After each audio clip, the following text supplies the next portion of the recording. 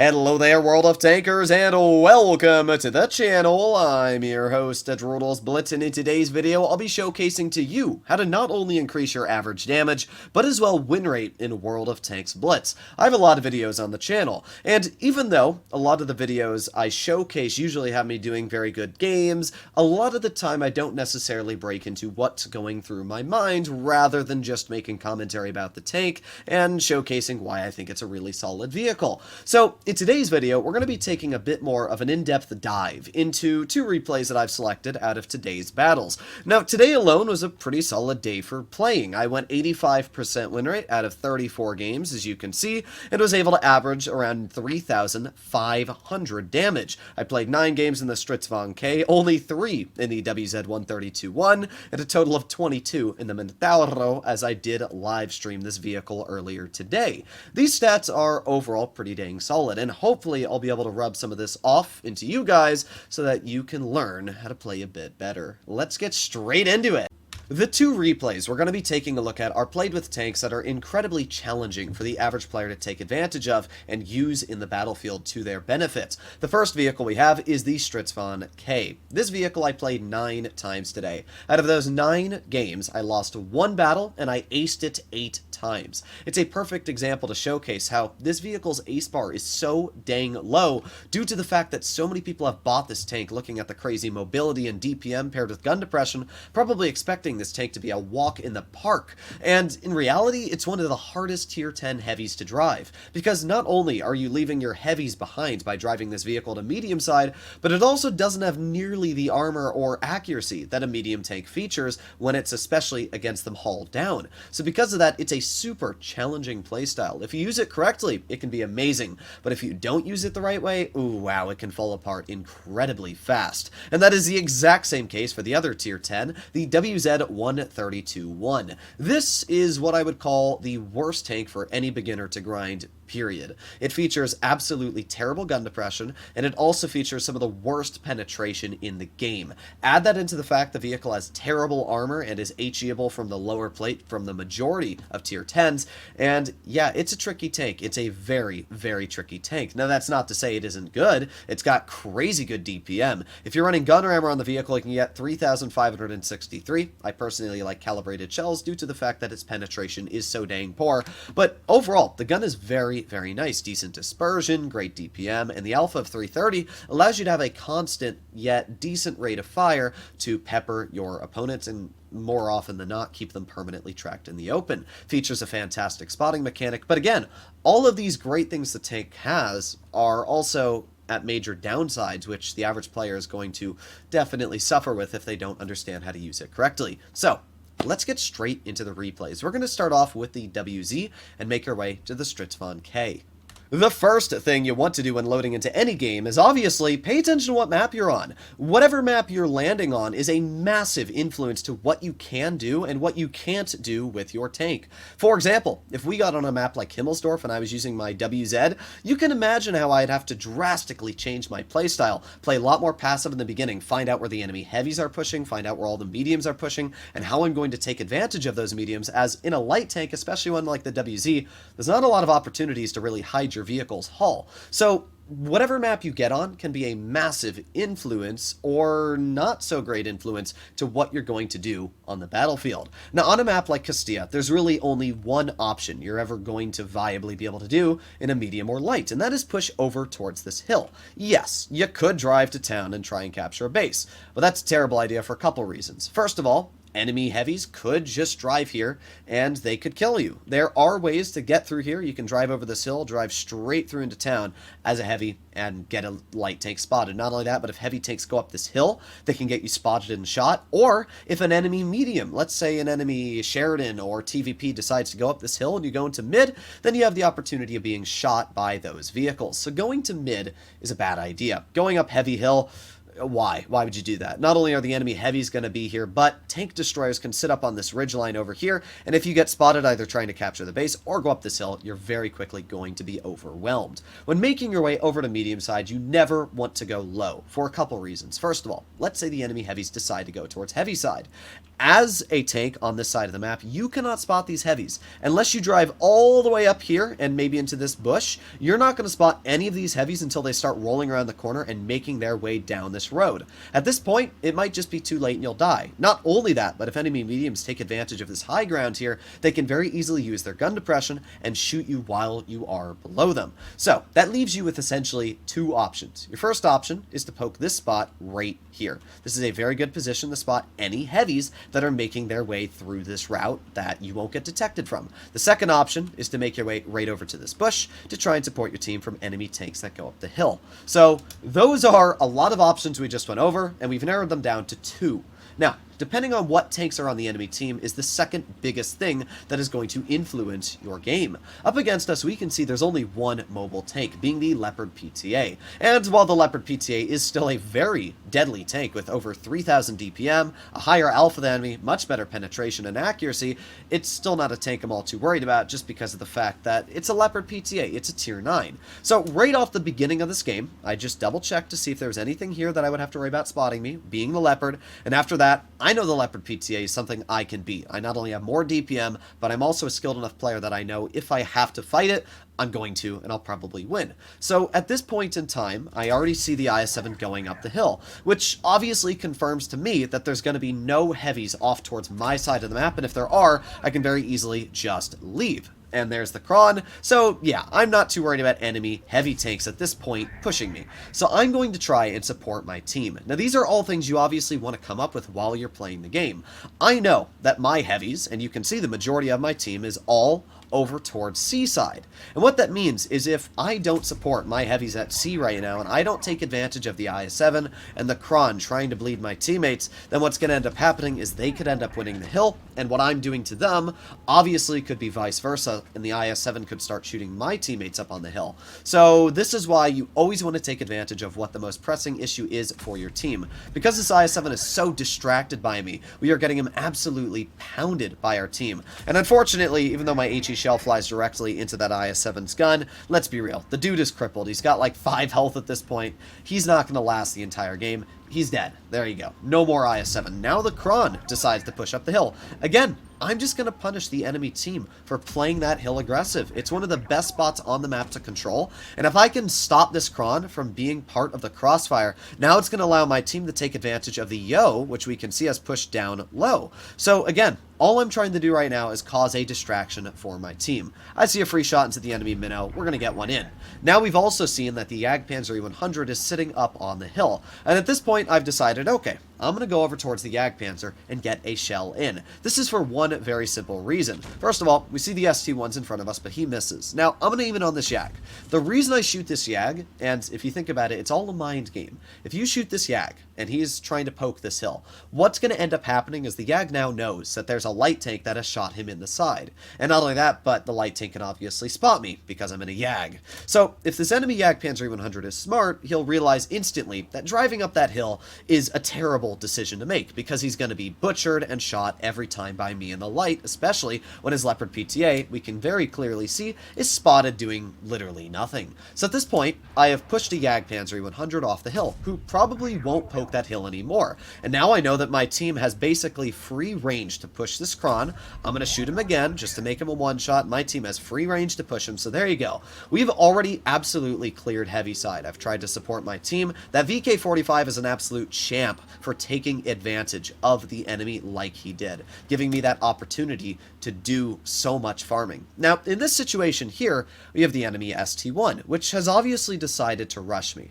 Now, we had a couple options, and you'll notice I chose the option of pushing off the hill, but that's not the only option I had here. The second option I could have played was pushing over to the ST1 and trying to circle him on flat ground. Now this option has some pros and some cons. The pros are that on flat ground, the ST1 is going to be an easy pen. Not only that, but I can easily circle him due to the fact that he's directly in the open. But the cons are much, much worse. First of all, that Yag could just shoot me. Not only that, but there's a minnow right here. So that minnow could just turn his tank and absolutely annihilate me. So option A, terrible idea. Never put yourself in the line of fire when it comes to other vehicles. Just try to deal with whatever is trying to deal with you. Second of all, I had the option of backing up this way. Now this option was pretty bad for a couple reasons. First of all, the ST1 has full health. That's not good for me because I'm a light tank, and as a light tank only having 1850 health versus 2000, 300, 400 the ST1 has, yeah, even though he may have a lot less DPM, the vehicle still has plenty of alpha and hit points to deal with me. So I want to get this ST1 in a situation where it can't work gun depression. This is all hilly terrain here, and hilly terrain is awful for a tank like this that only features 5 degrees of gun depression. So I'm not going to put myself in a position where that ST1 can just chill, get a shell into me, and then back up, and I have to fully expose my tank, drive out in the open to get another shell in. I'm going to play the game my way, and I'm going to force this ST1 to come down to my level on the flat ground in a position where I can take advantage of him. So I make sure that he drives further than he should, which allows me to get behind him here. Getting behind him now allows me to go forward. So at this point, I'm not able to do a full circle around him because of the fact that obviously he's going to back up this hill here. But still, we've been able to dump 3 shells into his tank in the time that he has only been able to shoot us once. And now again, we're going to keep on going over and over and over. We've been able to completely waste his adrenaline at this point. And again, this is all I've been doing is buying time. Now, yeah, we got pretty lucky the ST1 unluckily bounced us twice, but let's be real. Even if this ST1 had penned me twice, I still would have been alive at this point in time, and it would not have changed the outcome of this game. We were able to put him onto a pane of reference that we could have dealt with. Now at this point here, we spot the enemy minnow. Now because I'm in a light tank, he doesn't spot me. We know this for a couple of reasons. First of all, the enemy minnow does not have a light bulb above his tank, or not the light bulb, but the eyeball. Because this tank has a special mechanic, I know that I will be spotted instantly, and I'll know when I'm spotted instantly. So because of that, I know I'm not going to have to worry about this minnow shooting at me. So I'm going to aim it on his lower plate, make sure I'm fully aimed in, then shoot him, making sure that we clear him. Now something I should point out about this game is that I've been running calibrated shells. And calibrated shells is an absolutely must have, unless you're in a tank that does not need Cali. For example, the Stritzvon K I actually run gun rammer on, but that's because the vehicle shoots APCR, which doesn't get nearly as big of a buff as a vehicle like the WZ, which actually needs that heat penetration. In a situation like this, you should always be running calibrated shells. Not only did it give me the absolute crazy farm on that IS-7 at the beginning of the game, pushing him off that hill, but it also confirmed that clear shot on the enemy minnow. If I was in that same situation and I had not been able to use calibrated shells, there is no way I would have been able to kill that minnow frontally, and I would have been in a much harder situation to deal with just because of the fact I would have had to actually try and figure out how to deal with that tank. So running calibrated shells is just a flat win in the majority of situations. At this point, I know the Yag's going to be looking towards me, but I also don't care. Even if he were to shoot me, we got 1400 health left. He cannot kill me even with a max roll on high explosive. So we come out with a victory, we finish him off, and deal 5,800 damage. This game looked like an incredibly easy farm, and yeah, it was in some cases, but at the same time, you need to understand how to take advantage of what is going on in front of you. Don't always just farm the enemy tanks. Farm them when you know that they're going to put pressure on your team. And while that's going on, make sure that you're not putting yourself in the line of fire of a vehicle like the enemy ST1. Make sure you're keeping the tank destroyers off of the hill so that way you can obviously keep your team safe. And most often, make sure that you're not just focused on one thing, because the moment you stop paying attention around you, it allows vehicles like that ST1 or even possibly that minnow to get behind you and catch you off guard and kill you. So make sure you always have these things in the back of your mind. Overall, we pulled out an ace. We came out with a pretty fantastic win, almost 6,000 damage. Even though this wasn't the most incredible game in the world, it still is a pretty good showcase of where you want to use your brain. Think smarter, not harder. This second game we're going to be taking a look at is in the Stritzvon K. This vehicle is incredibly competent at dealing damage, but it's at the downside of, first of all, having the lowest alpha damage for any tier 10 heavy tank in the game. 350 damage per shot is very, very low. So what you don't want to do is put yourself, for example, in front of an enemy E100 or a VZ55 or even a tier 9 M5 Yo, because that vehicle can deal 900 damage, whether it's running the triple shot or double shot faster than I can deal 900 to it. Because of that, even though I've got great DPM, I do not want to fight those tanks, at least in a head-on engagement. I don't have the armor, and I don't have the hit points to really fight their tier 10 heavies. I don't have clipping potential like the Kron. So the first thing you want to do, again, is look at the enemy lineup. Now, something I've been doing a lot lately is looking at the enemy autoloaders. Personally, I think autoloaders are the biggest threat in the game. Not only are they the biggest threat in general because they deal a lot of damage very fast, but they're especially dangerous towards good players. Let's say a 45% AMX50B player YOLOs me, and he does 1600 damage with his clip and then rams me for an additional 100. He dies, but in the process, that enemy AMX50B has absolutely crippled my game and destroyed my playstyle. Because of that, it could actually give the enemy team the opportunity to win. So you always want to make sure whatever you're up against is not going to have the opportunity to rush you. So because I saw the enemy heavy lineup, I've noticed that going to medium side is much more beneficial. They only have one medium tank, being a T62A, and because this tank has that mobility, I'm going to drive towards medium side because I can't fight those heavies. So we got the Foch. I'm going to shoot a shell at him. I know the chances of hitting that Foch and actually penetrating are slim to none. So we're going to go for another shell, and I don't know if that one pens. I guess we'll have to find out later in the game. At this point, I know I'm not detected, but there's a 62A. Now, the 62A is actually my main target here for a couple reasons. First of all, I'm in a heavy, and that means the 62A can outspot me. But not only that, but the 62A has really good DPM, which is something that I don't want to have focused on me on the side. So I get a shell into the Yag, but at this point, I'm really just trying to focus this T62A. We get really unlucky. We actually bounce the flat side of his tank because the shell goes low. But at the same time, 62A has bounced us twice just because it's rushing the shells. So we're not in an awful situation here. We're holding okay. 62 looks away for a second, allows me to get another 350 shell into his tank. Just like that, we've dealt 1050 damage at this point. Unfortunately, the on-movement dispersion of this tank is honestly pretty trash. So because of that, you'll notice that we were not able to hit that 62A. Now, we get a shell into the Yag, he misses me, and at this point, I'm going to put on my adrenaline to confirm that I out-reload his vehicle. So, we get 2 shells into this Yag. I know that the 62A is leaving, so we're just going to keep on shooting this guy. Sometimes it's worth it to bleed a bit of health to deal some damage. And at this point in the game, I know that our team needs to push. I know that that Kron needs to die. I knew that the Yag Tiger needed to die, and because the 62A is running away, our team needs to push this side of the map before the enemy team pushes the other side of the map. Whenever you're thinking of a game, think of it like gravity. Whatever comes up must come down.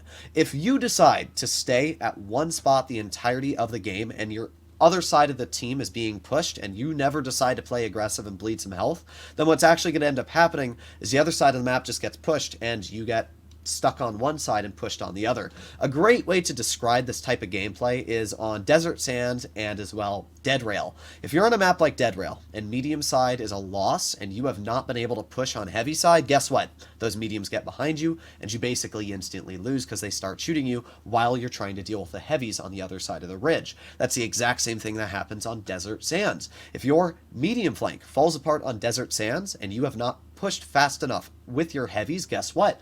You can just flat out lose because of the fact the mediums get behind you, and now you have to turn around to deal with the mediums or deal with the heavies. Either way, you're in an absolutely awful situation. So in this type of game here, I see that the majority of my team, we can see on the minimap, is at C. So because of this, I want to push hard and fast. We can see that the enemy team has some tanks, some slow tanks, like the VZ and E100, all the way over towards base B. So I'm going to take advantage of this Kron, which has like no DPM. I'm going to purposefully track him. That way, my team has more time and opportunity to shoot him. Once again, we're going to go for another tracking shot. There you go. Easy shell, tracking him again. And just like that, we have absolutely screwed this Kron over. Once again, tracking him in the open.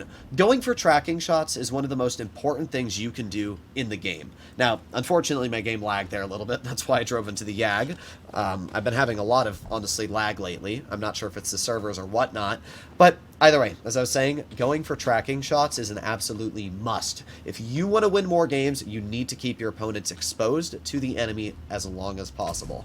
So we shoot at the 62A. Unfortunately, it does not pen. Now at this point in time, we can see that the enemy team is up to 800 on base cap. And that's a serious problem because they have 2 bases captured and our team is not very close to the bases. So at this point, I need to bleed some health. I've got 2,000, which is plenty. So I don't care if the C100 shoots me.